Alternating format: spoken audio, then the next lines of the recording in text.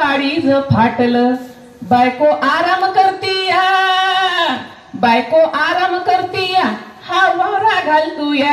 अहो बायको आराम करतीया, हा वारा घालतूया. अन पाहून माझ्याकडं हळूच डोळं पुसतोया, अन पाहून माझ्याकडं हळूच डोळं पुसतोया. अन वहिनी खुशीत नोटा मोजीत म्हणे 1500 भेटले या, अन वहिनी खुशीत नोटा मोजीत म्हणे 1500 भेटले या. झालं झिंग झिंग झिंग झिंग झिंग झिंग झिंगाट, झिंग झिंग झिंग झिंग झिंग झिंग झिंगाट, झिंग झिंग झिंग झिंग झिंग झिंग झिंगाट, झिंग झिंग झिंग झिंग झिंग. आणि आता सगळ्यात महिलांचा आवडीचा विषय तो कोणता असेल तर शॉपिंग. आता आजपर्यंत तर नाही भेटलं शॉपिंगला जायला. आता कशी खात्यात 1500 येत आहेत तर नाही म्हणू शकत कोणी. मग म्हणे चला आता शेवटचं कडवं सादर करते शॉपिंगवर. चला म्हणे राया आता शॉपिंगला जाऊ, चला म्हणे राया आता शॉपिंगला जाऊ.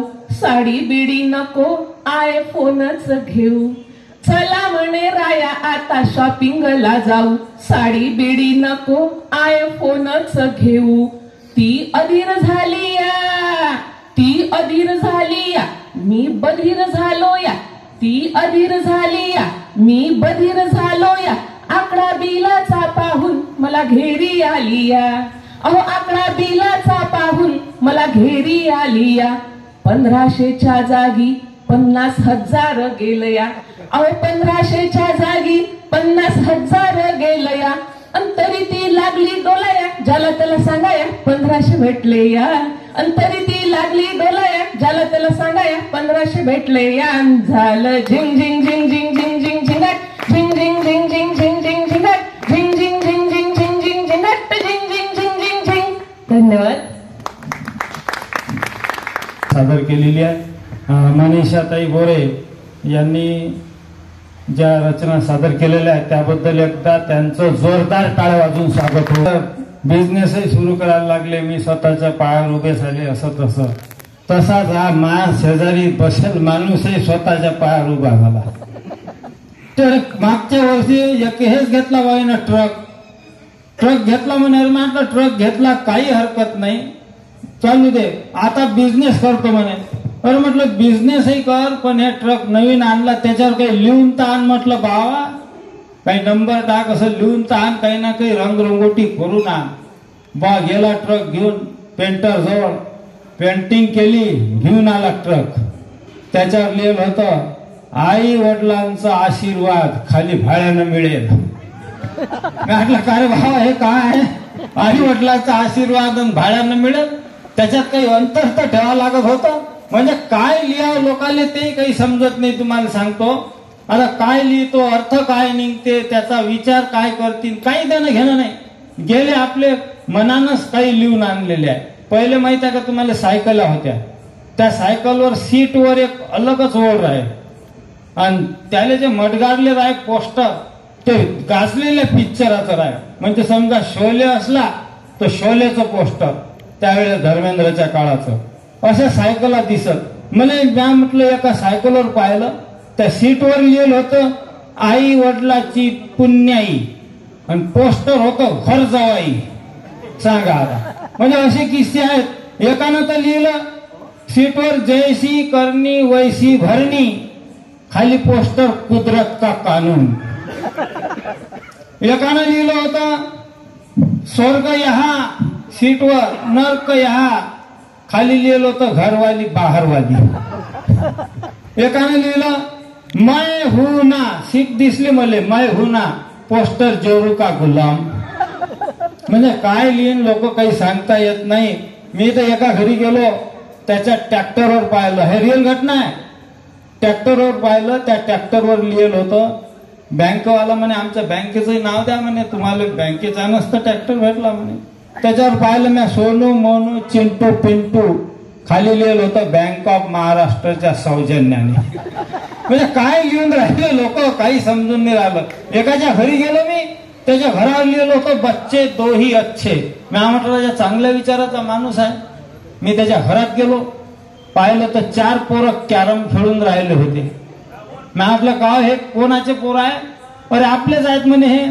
मग मी म्हटलं जे 4 पोरं तुमचे, घरावली ता बच्चे 2ही अच्छे, हे कसं काय म्हटलं? हे चुकीचं लिहिलं, हे बरोबर नाही.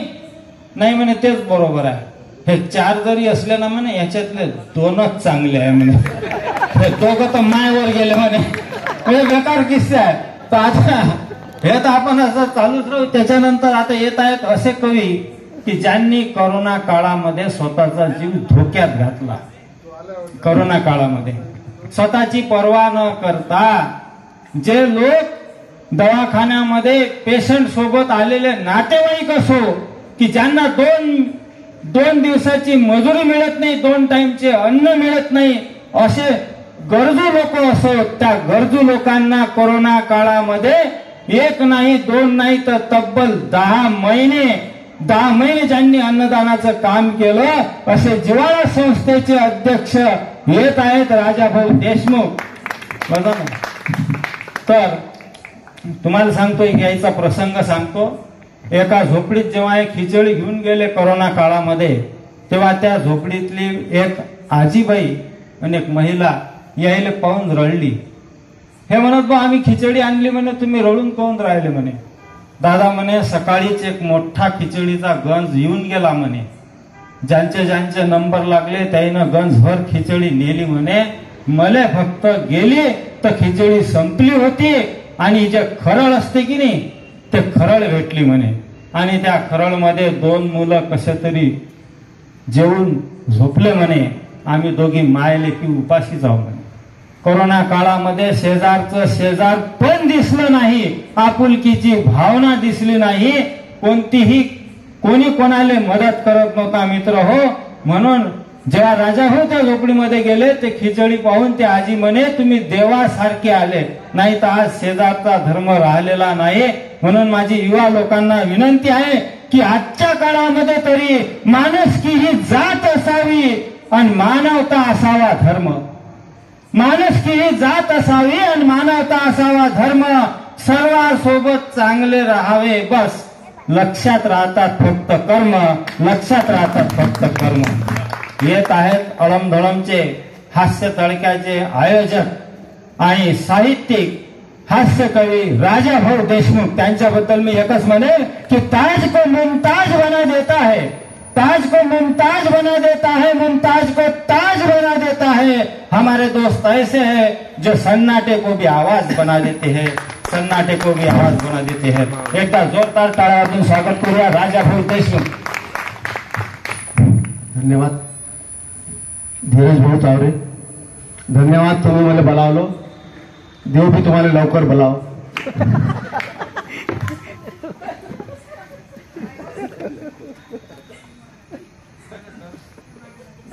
ते म्हणतात दर्शन गिर्शन करायला बोलावं. दर्शन घ्यायला बोलावलं मंदिरात. म्हणजे असं बोलावं म्हणजे वर नाही म्हटलं काय.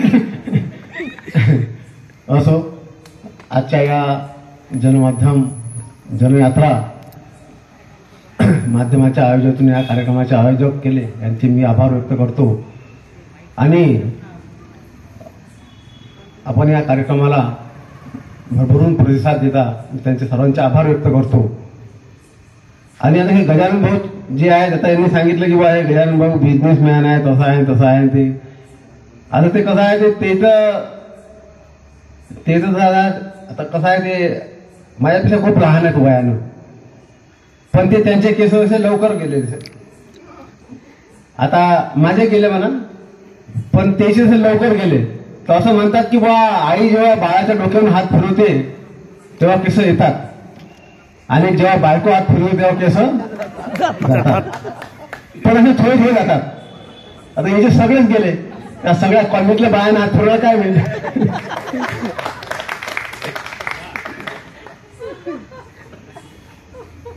बेकार काम आहे.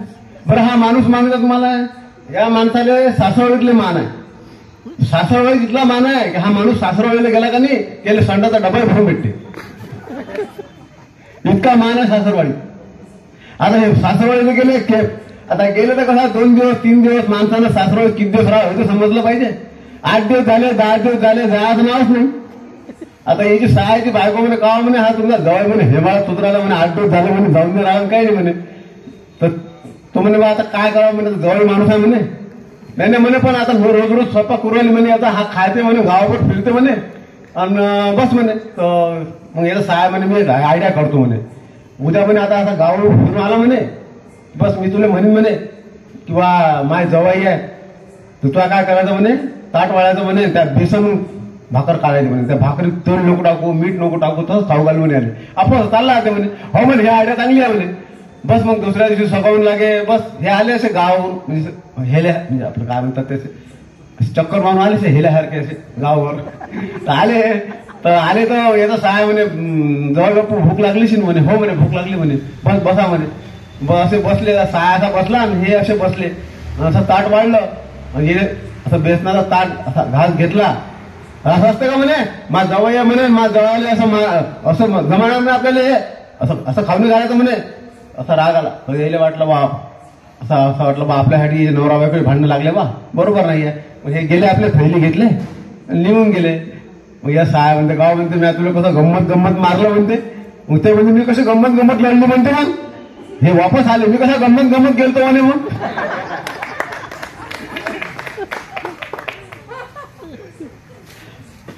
लय हुशार माणूस आहे. तुम्हाला दिसते इथला साधा, पण इथला साधा नाही आहे. एक खेप तर सासरवाडीला गेले, आता येले पापडला आवडतात. सासूबाईनं काय केलं, पुरणाची पोळी, चिचोणी, भाजी, मसाल्याची सबन वाढलं आणि पापड भाजले चुलीपाशी ठेवून दिले आणि पापड वाढायची काही आठवण नाही. आता येले पापडला आवडतात. आता मागाव कसे जवळ माणूस, हे काय म्हणतात, सासूबाई म्हणते मी आज मेलोच असतो म्हणे. काय झालं म्हणे जवळ, काहीच नाही म्हणे, एवढा साप असा आळवा गेला म्हणे. कितला साप, तू म्हणतो त्या पापडाला, पण म्हणे पापड राहिले म्हणे वाढायचे. म्हणजे लय हुशार माणूस आहे आणि इथला हुशार आहे. आता यानं सांगितलं की ते बायकोचं नाव घेते, ते बायकोचं. आता कसं आहे, हे इथं इम्प्रेशन नाही पडत ना घरात. नाही गजानन धीरज, इथं काय इम्प्रेशन पडणार आहे. त्याचे नाव पाहिजे, राजा पाहिजे ना. तर नाव मा राजा भाऊ आहे, मा बुडाला नाव मी असं विचारपूर्वक ठेवलं आहे. म्हणजे असं घरात गेलो का नाही तर असं असं आपल्या बराबर ताईला माहित आहे, असं घरात गेलो की असं बायको असं थरथर कापते म्हटलं. असं अजूनही असं पाय आपटल्याबरोबर थरथर कापतो बायको अजूनही. असं इम्प्रेशन आहे आपलं, इम्प्रेशन पाहिजे त्यासाठी. तर घे लवकर चहा, एका मिनिटात चहा तयार, तळा लवकर पाणी, असं असं असं असा असा सगळं आहे का पाणी तळवातात, एका मिनिटात वाटताय. म्हणजे अशी घाबर अशी तर ते दिवाळी आली पहिली आणि दिवाळीला मग असं मॅ चालू केलं ते ताट वाळ लवकर ताट, एका मिनिटात ताट. मग म्हणे मी माहेरी चालली म्हणे. मी म्हटलं बरोबर आहे. आता माहेरी गेली. आता माहेरी गेली तर कसं, आता मैत्रिणी जमा होतात. आता ते खेड्यातली आहे तिकडे चरणगाव पाचूरच्या पुढे, तर ते तिकडे मैत्रिणी भेटले तिले. आता खेड्यात कसं, खेड्यातला शहरातला फरक पडते. खेड्यात कसं म्हणतात, कसा आहे मागवतो नवरा, कसा आहे मागवतो आवडता पाहुणा, आणि शहरात म्हणतात कसे आहे जिजू, असं हे कळत ते कळतो, कसे आहे जिजू, तर असं विचारतात. तर तिला विचारलं कसा आहे माझा नवरा, काय म्हणे हेमाळा वाहण्याचा म्हणे. काय झालं, अरे अंगावर धावतो म्हणे. मा काय झालं म्हणे, ओ म्हणे असं अंगावर धावतो म्हणे. इथलीची गोष्ट म्हणे, एक बुडी होती असे चांगलं सारखे झाले म्हणे, तुम्हाला मंत्र देतो म्हणे. सांगतो तुम्ही आजी म्हणे मंत्र, जा म्हणे आता मी तुम्हाला मंत्र देतो म्हणे. त्यानं म्हटलं म्हणे घे लवकर पाणी, नाही घेत असं म्हणायचं म्हणे जोरानं. बरं म्हणे. बस असं दिवाळी झाली आणि दुसऱ्या दिवशी अशी आली ते, आणि ते रात्री आली आलो आम्ही घरी, आणि दुसऱ्या दिवशी सकाळ मग मी आपलं चालू केलं. तर टाकलं गरम पाणी म्हटलं ना, आपल्या वाईट नाही ते नाही. काय करशील, काय नाही म्हटलं, मग थंड पाणी करून घे.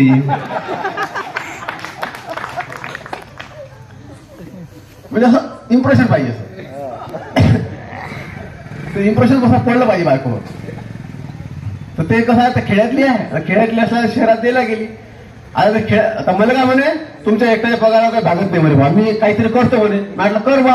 आता मला वाटलं बाई बा एखादं पार्लर टाकीन म्हटलं, नाही तर शिवणकाम करीन म्हटलं, काहीतरी करीन म्हटलं बा, एकट्याच्या पगारात भागत नाही. मग दुसऱ्या दिवशीपासून तिनं चालू केलं, तिचा उद्योग चालू केला. तर मी म्हटलं आता हे काय उद्योग करते काय नाही. दुसऱ्या दिवशीपासून ते काय करे, अशी ते कापडाची वाट लावे. सगून पाय, सगून समजते ना, तर ते सगून पाहायचं आहे.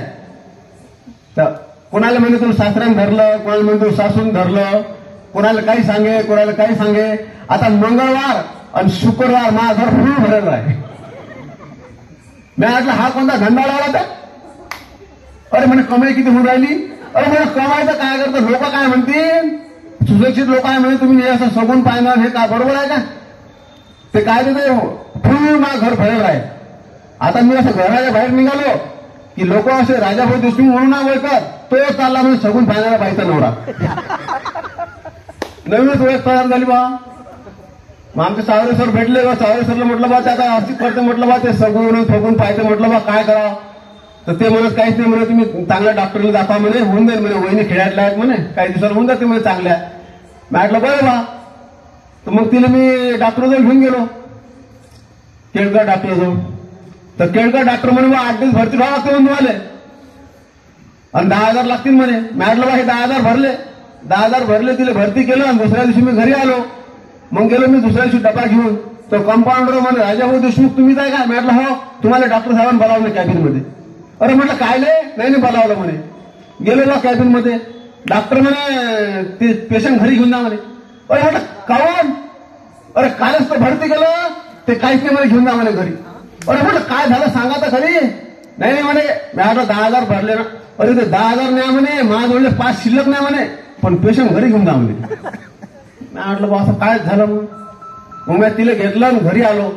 घरी आलो तर दुसऱ्या दिवशी सकाळून त्या डॉक्टर 2-3 नर्स माझ्या घरी सगून पाहिले. मग मी आता हा तर काही बरोबर नाहीये. मग मी डबल गेलो. हे म्हणत बा तुम्ही एक काम करा म्हणते, मुंबईला श्याम मानवा म्हणे, ते अंधश्रद्धेवर खूप छान लिहितात म्हणे, तर त्यांच्याकडे घेऊन जा म्हणे. मग मी श्याम मानवाला घेऊन गेलो.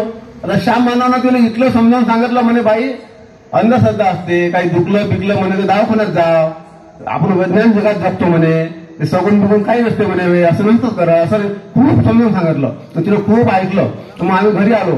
आणि मग म्हटलं काय तुला इथल्या मोठ्या माणसानं समजावून सांगितलं. म्हटलं आता तुला कसं वाटते. ते म्हणे आता असं वाटते म्हणे की तुमचा सगून पाहा लागते म्हणे आता. तर मित्र त्यावेळेला मग हे सगूनचा विषय मी माझे मित्र संतोषजी स्वर्गीय कोकाटे साहेबांना सांगितली, आणि त्यांनी याच्यावर एक रचना लिहिली. ते रचना आपल्यासमोर सादर करतो. कवितेचं नाव आहे सगून, की ते आपल्याला निश्चित आवडेल. तू पायत राहिली सगून, लोक चंद्रावर गेले निघून. तू पायत राहिली सगून, लोक चंद्रावर गेले निघून. अंधारे केले भंडारे केले, गावातले रिकामे जीवन गेले. तू घासत राहिली भगून, लोक चंद्रावर गेले निघून. तू पायत राहिली सगून, लोक चंद्रावर गेले निघून. सत्यात पोथ्या लावल्या मोठ्या, आणि पोथीतल्या अर्ध्या गोष्टी खोट्या.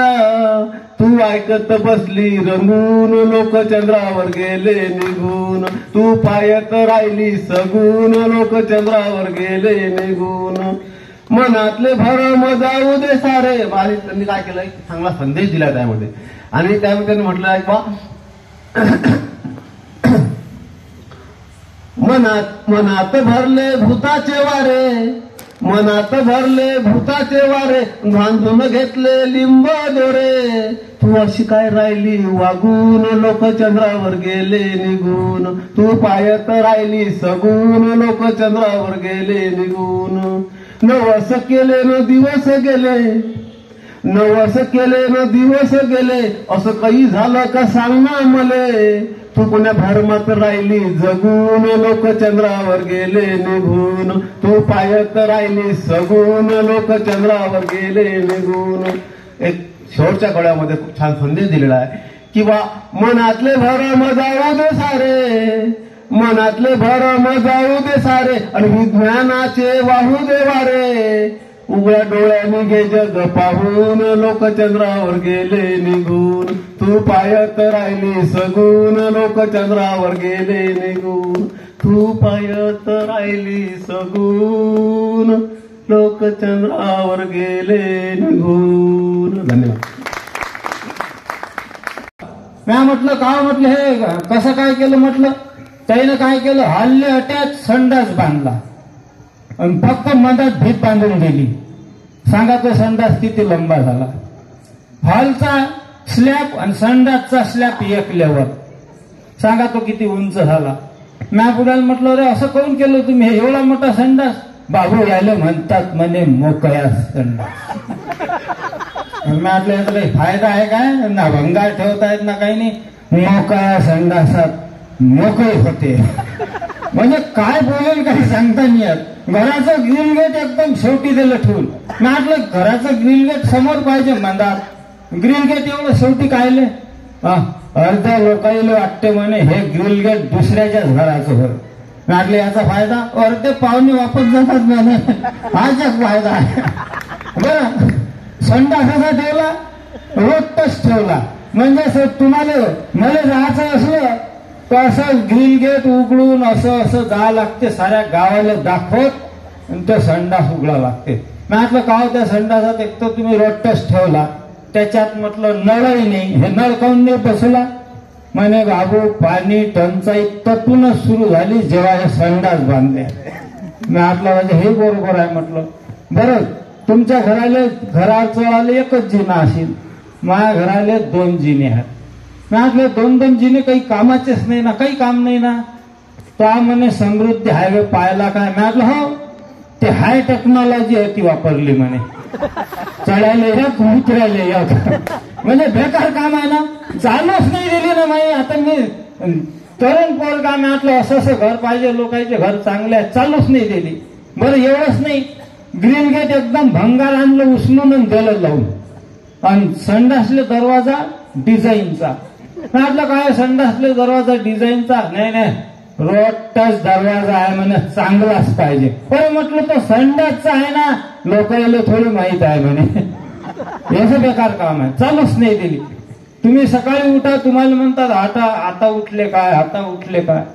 मी सकाळी उठतो राजा हो, पण असा फक्त घेऊन निघालो, लोक म्हणते आता चालला काय, आता चालला काय, आता चालला काय. बेकार काम आहे. बरं एवढं नाही, तुम्हाला सांगतो. आता एक वेळ पाहुणा आला, त्याला वाटलं धीरज चावऱ्याचा घरचा दरवाजा तोच आहे. बसला वाजवत, मी होतो ग्रिल गेट जवळ. मी म्हटलं ओ भाऊ, घराचा दरवाजा इकडे आहे, तो संडासचा दरवाजा आहे, डोकं फोडून सांगू काय. मग तो आला इकडे, हे घ्या म्हणे पत्रिका. एक वेळ मी असा ग्रिल गेट जवळ उभा, 3 पाहुणे आले. ज्या स्पीडनं त्या दरवाज्यात घुसले त्याच स्पीडनं बाहेर आले एकदम. अरे म्हटलं काय झालं. अरे म्हणे आम्ही म्हणे त्याच दरवाजा. कसं आहे म्हणे, आम्ही बाजूच्या दरवाजामध्ये गेलो होतो. मी म्हटलं काही हरकत नाही, तो संडासचा दरवाजा आहे, या घरात. बेकार काम आहे. एवढंच नाही, तुम्हाला सांगतो. एक वेळ तुम्ही सांगतो हँडल मध्ये खुपसून चालला जाईल. मी म्हटलं आता सांगा कोणाला हा संडासचा दरवाजा. एक वेळ तर हार व्हायला नाही, हाराचं बंडल त्याच्यात दिलं टाकून. अरे काय म्हटलं समजतच नाही, तुम्ही डिझाईनचा दरवाजा बसवलाच काय म्हटलं. अरे नाही म्हणे ते रोटच आहे, रोटांनी. म्हटलं आता 5 वाजता उठत जाईल, 5 मिनिट बसत जाईल, 5 मिनिट तर आराम भेटेल. कायचं गेलं नाही तर दुधावाला दरवाजा ठोकते. अरे म्या म्हटलं दूध तिकडे दे, हा संडासचा दरवाजा होय. बेकार काम आहे. मी असा तंग आलो. म्हटलं बाबा तुम्ही बोलू नका आता मंदात. मी गेलो, पहिलं फ्लेक्स आणलं छापून, हा संडास आहे. जमलं म्हटलं, आता दिलं ठोकून.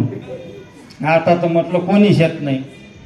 झालं ना, बिनधास्त झालं. दिवसभर कोणी त्या दरवाज्यात गेलंच नाही. दुसऱ्या दिवशी सकाळी उठलो, काही मोहल्ल्यातले 8-10 जण बकेडा घेऊन त्याच्या पुढे रांगेत उभे. अरे म्हटलं हे स्कीम माझ्या पाहुण्यासाठी आहे, हे सार्वजनिक नाही आहे. म्हटलं बा जा घरी आपापल्या, त्याला हाकलून शेवटी. बरं तेवढंच नाही, तुम्ही म्हटलं आता एक वेळ मी असा सकाळी उठलो सर, आणि असा दरवाजा उघडला, त्याच्यातून एक पोट्ट बाहेर निघालं. मी म्हटलं का बे, संडास मान वापरतो तू काय करू. एकाच वेळेला उठतो, सगळे एकाच वेळेला जा लागते, आणि एकच संडास आहे. मग मी म्हटलं का काय केलं. मी म्हणे रोटच संडासचा शोध घेतला. मी म्हटलं तुला तर मा आहे तर सापडला. सांगा आता मंडळी, तुम्ही सांगा आता का संडासला कुलूप लावता. बरं खजाना आहे का तो काही आपलं. मी म्हटलं आता हे जमणार नाही. मग मी म्हटलं एक वेळ आता असा कडी कोंडा कापला. मी म्हटलं हे जमत नाही आपल्याला आता. मी म्हटलं बाबा तुम्ही संडासाले कुलूप ठोकून द्या. बुड्यानं आणलं संडासाले मोठं कुलूप. आणि ग्रिल गेटले आणलं छोटं कुलूप.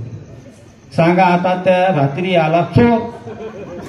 त्याला वाटलं लेकाले हे बंगला लय दिवसाचा बंद आहे, जमले म्हणे भट्टी. आणि या ग्रिल गेट मध्ये काय आहे म्हणे बकऱ्यान कोंबडे. लागला नव्हतो 11 वाजता कुलूप तोडायले. 3 घंटे त्याला कुलूप तोडायला लागले. आणि तो म्हणे आता नाहीतरी संध्याकाळ सकाळ लोक कोणी येत नाही, नाहीतरी हा बंगला बंदच असते, त्याचा रात्री झाला मारत असतात, कुलूप दिसतेच त्याले. तो अंदर गेला म्हणे आता इथं सकाळ लोक आराम करू. झोपला त्याच्या.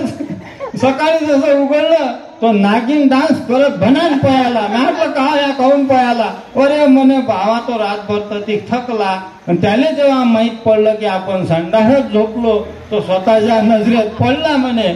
आणि आता इलाज नाही तर तो असा माणूस तांडव करत नाही पहिन तर काय करीन. शेवटी मी कुलूप लावलं गंमत कळी कापून. म्हटलं आता लोकांना वाटलं की यानं कुलूप दिलं ठोकून. 4 दिवस झाले गळव काहीच त्रास नाही झाला. 5व्या दिवशी दुधावाला आला. म्हटलं का ते 4 दिवस वाटपूर राहिलो. म्हटलं का काळा चहा पिऊ राहिलो तू 4 दिवस आला कोण नाही. साहेब म्हणजे मी दररोज येत जाऊ. मला म्हटलं मग दररोज येत जाय तर जत्रीले. मी म्हटलं कोणतं कुलूप आहे ते डिझाईनच्या दरवाजाचं. अरे म्हटलं तो संडासचा दरवाजा आहे, मेन गेट इकून आहे. तर मंडळी मी अकोल्यातच राहतो, तुमच्यातला जर एखादा माणूस किंवा दोस्त माया घरी आला तर इकून यायचं. इकून ग्रिल गेट आहे, तिकून तो दुसरा दरवाजा आहे. तर यानंतर येत आहे असे व्यक्ती जे कमी वयामध्ये बिझनेसमॅन आहे आणि त्यांनी व्यवसाय सुरू केला आणि फार कष्टामधून त्यांचं जीवन आहे. आणि थोडं करता करता एक चांगले बिझनेसमॅन म्हणून ज्यांची ओळख आहे असे आमचे सुनील भाऊ लवाडे. सुनील भाऊ लवाडे यांचं जे लहानपण गेलेलं आहे फार मेहनतीचं जीवन गेलेलं आहे. लहानपणी ज्याचं खेळणं बागळणं काय असते ज्याला समजलं नाही आणि नुसतं व्यवसाय करायला लागला. अशा लहान वयामध्ये त्यांनी व्यवसाय सुरू केला आणि एक चांगले व्यावसायिक म्हणून बिझनेसमॅन म्हणून असे म्हणून त्यांची ओळख आहे.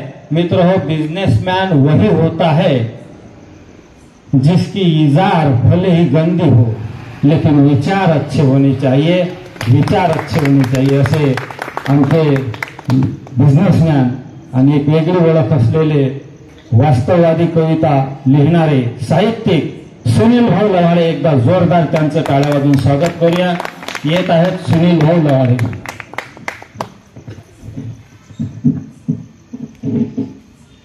धन्यवाद सर.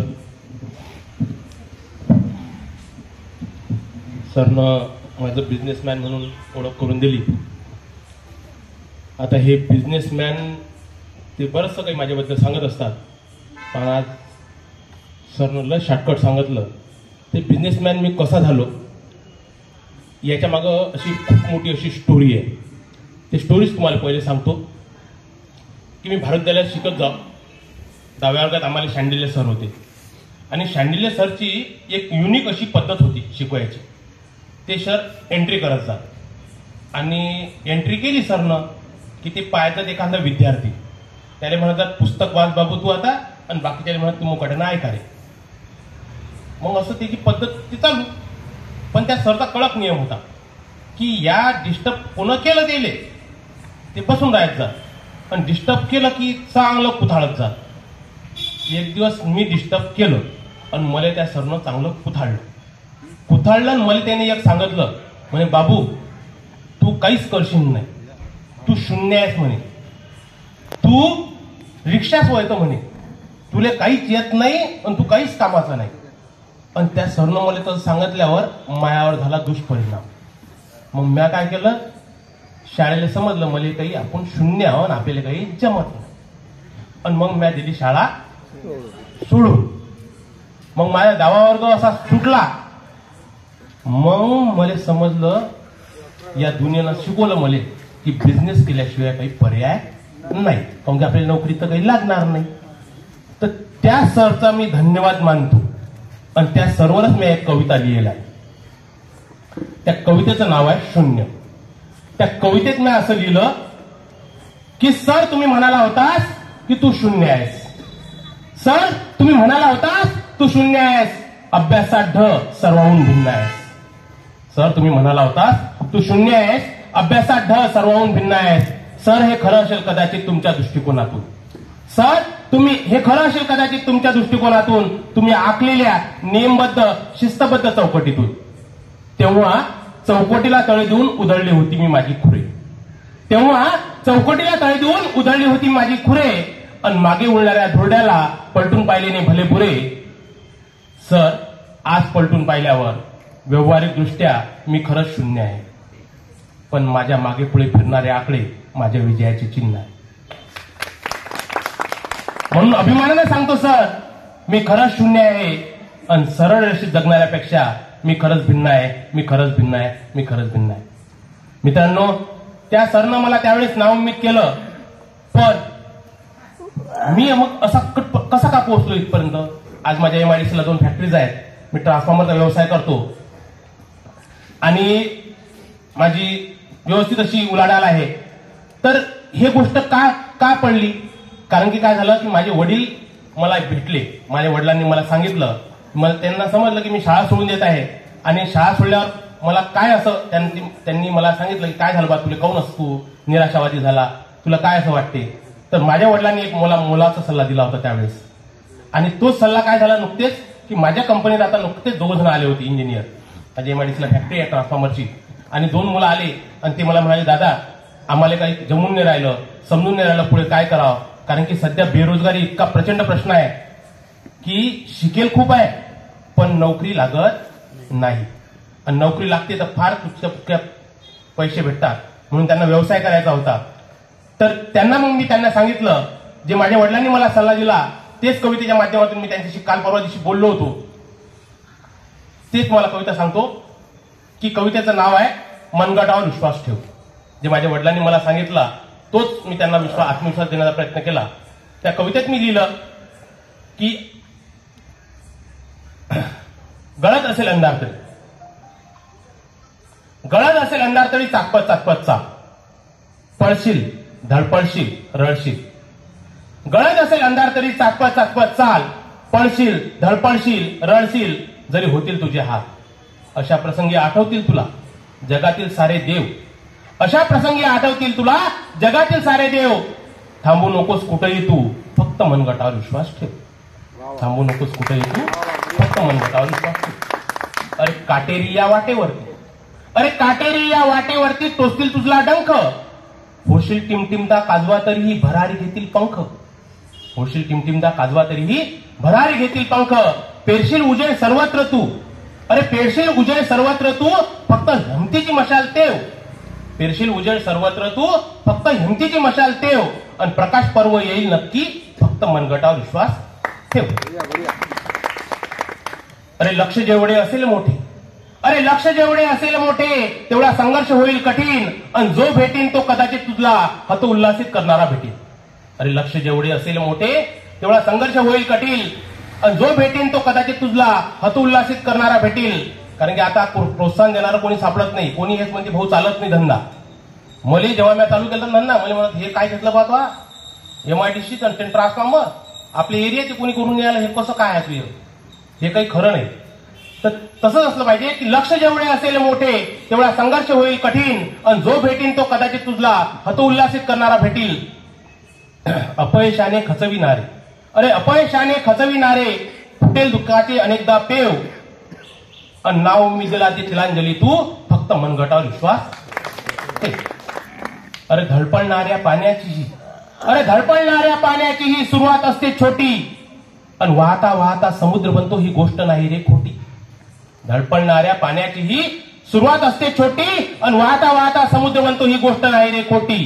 कष्टाला या पर्याय नाही, अरे श्रमाला या पर्याय नाही. तू रस्ता आहे एकमेव, पण आकाशाला गवसणी घालण्या, फक्त मनगटावर विश्वास ठेव. फक्त मनगटावर विश्वास ठेव. फक्त मनगटावर विश्वास ठेव. मित्रांनो, त्यावेळेस माझ्या बाबांनी मला मोलाचा सल्ला दिला, आणि तो मी अंमलात आणला. म्हणून माझ्या एमआयडीसीत 2 फॅक्टरीज झाल्या आणि मी यशस्वीपणे उद्योग सांभाळतो आहे. तर खरं म्हणजे मला आपल्या जनयात्रा जे दैनिक आहे आणि जन अभियान जे आपलं हे आहे, या चॅनल यांनी जे आम्हाला बोलावलं, हे म्हणजे खरं म्हणजे हे आपला जो 2024 आहे हे कसं हसत गिसत गेलं पाहिजे आणि 2025 ची सुरुवात झाली पाहिजे चांगली, त्या दृष्टीने आम्हाला बोलावलं आणि माझ्या काटा लगा या कवितेसाठी ते बोलावलं. काय या गोष्टीचं आमच्या पूजाताई काळे आहेत, या ताईंनी मागे एक चांगला उपक्रम राबवला होता. त्या ताई बांधावर गेल्या, ज्या शेतकरी ज्या आहेत महिला, कष्टकरी महिला आहेत, स्वतः शेतीवर गेल्या आणि देशमुख दादांचा आणि त्यांचं विचारांनी ते प्रेरित होऊन की कष्टकरी शेतकरी लोकांचं हे झालं पाहिजे, सत्कार झाला पाहिजे, त्यांच्या समस्या जाणून घेतल्या पाहिजे म्हणून ह्या महिला ताई आपल्या बांधावर गेल्या आणि यांनी त्या महिलांचा शाल झालं, साडीचोळी झाली, असं करून त्यांनी त्यांचा सत्कार केला, त्यांचं मनोबल वाढवलं, त्यांच्या ज्या काही गोष्टी आहेत त्या समजून घेतल्या. आणि त्यावेळेस ताईंनी माझी कविता ऐकली होती काटा लगा, म्हणून मला स्पेशल ताईनं मला म्हटलं की नाही दादा तुम्ही ते काटा लगा म्हणण्यासाठी या लागते. नाहीतर आज माझं कसं होतं माहितीये का, आज माझ्या मागं थोडंसं वेगळं काम होतं, पण ताईनं बोलावल्यावर मी नाही म्हणू शकलो नाही. तर ताईंच्यासाठीच ताई स्वागत सांगतो की ही 2002 मध्ये मी ही कविता लिहिलेली आहे आणि ही कविता लिहिण्यामागे एक मोठं असं रहस्य आहे. काय झालं ताई माहितीये काय, एक दिवस मी आणि आपले हे अजू मामा, मी त्यावेळेस फारसा म्हणजे ट्रान्सफॉर्मर इलेक्ट्रिकचं आमच्या काही घरात हे नव्हतं, तर अजू मामानं मला म्हटलं की चाल तुम्ही एका साहेबाच्या घरी नेतो. मग एका साहेबाच्या घरी अजू मामा मी आम्ही दोघं जण गेलो, अजू भाऊ मामा गावंडे. मग अजू मामानं आम्ही गेलो, ते साहेबाचा असा मोठासा बंगला होता.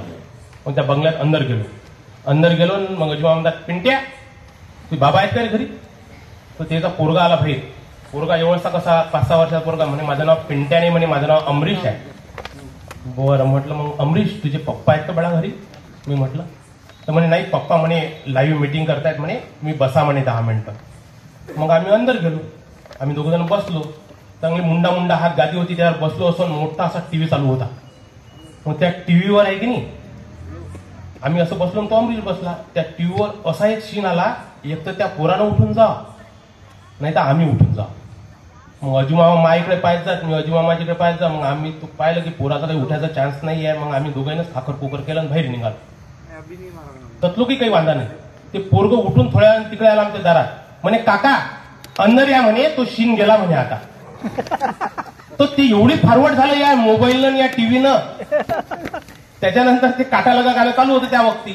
मग त्या काटा लगावर मी ते कविता लिहिली, काटा लगा. की ते कविता ते गाणं पाहिलं म्या, ते सारा सीन पाहिलं आणि मला समजलं की बा मी शेतकऱ्याचाच मुलगा होतो, माझे बाबा मिल मजूर होते. तर मग मी म्हटलं बा नाही याच्यावर काहीतरी लिहिलं गेलं पाहिजे, आपण बोलल्या गेलं पाहिजे, म्हणून त्याच्यावर कविता लिहिली काटा लगा, जे 2002 पासून मी घेऊन फिरतो. तर त्या कवितेत मी लिहिलं की सारं होतं सपाचक भाऊ, सारं होतं सपाचक, तर ती एकही नव्हता गोटा. खरंच सांगायले कसा रुतला असेल काटा. अरे सारं होतं सपाचक, तर ती एकही नव्हता गोटा, आणि खरंच सांगायले कसा रुतला असेल काटा. ये ना म्हणा गावात तरी न कैस राजा, तरी न कैस पाल्याने वावराचा धुरा, तरी न कैस पाल्याने वावराचा धुरा, अन बाप जन्मदानला निन्नाचा भारा. तरी न कैस पाल्याने वावराचा धुरा, अन बाप जन्मदानला निन्नाचा भारा. अहो 4 चाकीत फिरते हे, इले काय माहित गावाच्या गाय वाटा, आणि खरंच सांगायले कसा रुतला असेल काटा. ये ना म्हणा गावात येऊन पण म्हणा आमच्या खड्यात, मग पाय कशी होते थंडी, आणि गाय वाटीच्या रस्त्याला कशी कंबर बोलते बंडी. अहो बुराट बसता झटके, अहो भलकशी बसता झटके, मी मारत नाही चाटा, आणि खरंच सांगायला कसा रुतला असेल काटा. तिच्या इकडे पाहून तिला मला सांगा वाटत जाय की काऊन घालतं चिंक बहिणा, अहो काऊन घालतं चिंक बहिणा, तुले नाहीत का कपडे, आणि काटा रुते लोक तू काय करतं लफडे. म्हणते कशी बुवारी, अरे म्हणते कशी उभारी, राती बंगल्याच्या पाठीमागं भेटा, आणि खरंच सांगायले मग रुतणार नाही का काटा. बर रुतला तर रुतला काटा, रुतते खांदले काटा. बर रुतला तर रुतला काटा, मग कायले करा गावभर कल्ला. आमचा तर सारा जन्म रानावनात चालला, साऱ्या गावाला सांगू लागली काटा लगा. बर रुतला तर रुतला काटा, मग कायले करा गावभर कल्ला, आणि आमचा तर सारा जन्म रानावनात चालला. अरे काटे कुठे तुळल्यावरच, अरे काटे कुठे तुळल्यावरच ते संध्याकाळी खायला भेटते आटा, आणि इले राजा भलकून राहिला काटा. खरोखर म्हणजे या ओळीसाठी मी समोरच्या ज्या 4 ओळी आहेत त्याच्यासाठी मी कविता लिहिली आहे की खेळातल्या माय मावलेले काटा रुतला कसं होते, काटा रुतला कसं टचकन पाणी येते डोळ्यात, अरे काटा रुतला की कसं टचकन पाणी येतं डोळ्यात आणि पाणी जागीच आटते काऊन की जीव असते घरी झोपलेल्या गोयात. अरे पाणी जागीच आटते काऊन की जीव असते घरी झोपलेल्या गोयात. अरे लेकराच्या एका खुशीसाठी, अरे लेकराच्या एका खुशीसाठी गावातल्या माय मावल्याचा चालू असते जीवाचा आटा पिटा आणि इले राजा भरपूर चुकून राहिला काटा. इले राजा भलकुळ चुकून राहिला काटा. अरे फसनच्या रस्त्यात जेव्हा काठीच्या फांदीवर पडते पाय आणि तोंडातून आपसुकच निघते मेली व माय. अरे फसनच्या रस्त्यात वावरात जाऊन पा भाऊ बेकार आहे. पावसाच्या टाइमला जाऊन पाहिले की त्याला माहित पडते काय आहे तर. फसनच्या रस्त्यात जेव्हा काठ्याच्या फांदीवर पडते पाय तोंडातून आपसुकच निघते मेली व माय. अरे शेतकऱ्याचं जगणं खरं आणि हिचा सारा धंदा खोटा. अरे शेतकऱ्याचं जगणं खरं आणि हिचा सारा धंदा खोटा. आणि खरंच सांगायला कसा रुतला असेल काटा. अरे माणसाले तो सोळा चिळी मुंगिली आपला जीव प्यारी. अरे माणसाले तो सोळा चिळी मुंगिली आपली जिंदगी प्यारी आणि कोणीच विनाकारण घेत नाही हाती फाशीची दोरी. अरे हसत हसत सहन करत राहते माया शेतकरी तोटा आणि इलराजा भरकुचून राहिला काटा. इलराजा भरकुचून राहिला. धन्यवाद. खूप छान. हे दिवसेंदिवस संस्कृतीशी जतन करत नाहीये त्याच्यामुळे सुनील भाऊंनी हे लिहिलेली कविता खरोखर खूप छान आहे. खूप चांगला संदेश नवपिढीला मिळेल आणि काहीतरी सुधारणा होईल अशी या कवितेचा मागचा त्यांचा उद्देश आहे. सुनील भाऊ खूप खूप धन्यवाद. खूप छान तुम्ही रचना सादर केली. आणि सुनील भाऊचं कसं आहे की सुनील भाऊ जास्त शिक्षण नाही झालं, मॅट्रिकच शिकलेले आहे, पण त्यांचा खूप मोठा उद्योग आहे. पण ते कसं आहे ते त्याचं लग्न ना जोडे. ते लहानपणी कसे असे तोत्रे फोडत जात, त्याचं लग्नच नाही जोडे. तर त्याचं लग्न जोडे ना तर त्यांचे वडील मागे आले आणि म्हणे बा याचं जमाना म्हणे बा कुठतरी याचं लग्नच नाही होत नाही होऊन राहिलं म्हणे. मग मी म्हटलं बा आता खिऱ्या म्हटलं जमवतं म्हटलं, पण हे काय म्हटलं बा कसा आता हे बोलते म्हटलं हा बोलला की तोत्र बोलते म्हणे. पोरीच्या घरी गेला हा तोत्रा बोलला की संबंध उठते. तर म्हटलं बा आता मी जातो म्हटलं याने सगळं, पण याने एक शब्द नाही बोला म्हटलं. त्या पोरीवाल्या जे मी सांगायचं मी सांगेन म्हटलं याच्याबद्दल. तर ते हो म्हणत मी बोलणार नाही म्हणे, शब्द बोलणार नाही म्हणे. मी येतो मी तुमच्या घर. म्हटलं बरं. मग आम्ही रस्त्याने गेलो. आता हा माणूस लग्नाला एवढा कावरला होता की त्याला म्हटलं सती बोलू नको पोरीवाल्याला घरी. हा रस्त्याने बोले ना आमच्या समोर. आता खेड्याचे दिवस तिकडे गेलो आम्ही अकोटच्या तिकडे. आता त्या खेड्यात कायचा कोका कोला आणि कायचं हे पुढा हे पुढे खेळ होतं. आता कधी गेलो आता खेड्यात कसं आहे काही भेटत नाही, बिस्लरी भेटत नाही, पाणी भेटत नाही, काहीच नाही. आता कधी गेल्यावर मग हा गडी कधी गेला असा बसला आणि बस त्या पोरीनं आणलं पाणी पेला. मग त्या पोरी आणला चहा. आता चहा होता गरम. आता या माणसाने कसा मारला फुरका आणि जसा फुरका मारला याला बसला चटका. झोमला चांगला झिपिले. हा का म्हणते दलावला आहे. तर ते पोरगी म्हणते फुटू पेले. तर मग अशा प्रकारे या माणसाचा संबंध झाला. आणि तुम्हाला सांगतो माणूस कसा आहे की माणूस आता हा माणूस बिझनेस मध्ये आहे, मोठी फॅक्टरी आहे MIDC. तर माणूस ज्या क्षेत्रात असला त्या क्षेत्रातली भाषा वापरते. आता एखादा सायकलवाला असू द्या त्याची बायको जर गरम झाली तर तो म्हणते हिचा आउट काढा ते म्हणते आज. एखादा इलेक्ट्रिशियन असला आणि त्याची बायको जर गरम झाली तर व्होल्टेज वाढला म्हणते आज. पाहत एखादा डॉक्टर जर असला आणि तिची बायको गरम झाली डॉक्टरीन, अरे म्हणते हिची BP चेक करायला लागते बीपीला वाढली म्हणते आज. एखादा जर गवंडी असला आणि त्याची बायको जर गरम झाली तर म्हणजे गुन्ह्यात नाही बसून राहिली. म्हणजे माणूस ज्या क्षेत्रात असला त्या क्षेत्रातली भाषा वापरते. आता आमचा एक मित्र आहे त्याची मोबाईलची दुकान आहे. तो ज्याच्या मोबाईलच्या बाहेर बोलते कोणी जाओ. आता एक दिवस काय झालं तर पोट बिघडलं. आता तो गेला डॉक्टरला म्हणे आपल्या पोटाचं नेटवर्क बिघडलं म्हणे साहेब. डॉक्टर म्हणे काय झालं. काय नाही म्हणे कालपासून म्हणे आउटडोर चालू म्हणे इनकमिंग चालू आहे म्हणे आउटडोर बंद आहे म्हणे. डॉक्टर म्हणे बॅलन्स नसन कालच तर नाईट पॅक मारला म्हणे. डॉक्टर म्हणे अजून काय काय होऊन राहिलं. काय नाही म्हणे डॉक्टर साहेब कालपासून म्हणे एवढे बारीक मिस कॉल येऊन राहिले म्हणे. डॉक्टरला अजून काय काय होऊन राहिलं. काय नाही म्हणे डॉक्टर आपण 4 चौकात बसलेलो असो म्हणे कुठे असो म्हणे आपोआप स्पीकर ऑन होते म्हणे. डॉक्टर अजून काय काय होऊन राहिलं. काय नाही म्हणे आपण रिंगटोन लावा कोणती वाजते कोणती. म्हणजे कोण काय बोलीन काय कोणत्या भाषेत बोलून काय सांगता येत नाही. आता आमच्या मोहल्ल्यात एका नवरा बायकोचं भांडण झालं कोर्टात किस्सात गेला. आता कोर्टात गेल्यावर कसं जजने विचारलं, बाई म्हणे तुम्ही तुमच्या नवऱ्याला खुर्ची फेकून मारली म्हणे, खरं आहे काय? तर ते बाई म्हणे हो म्हणे.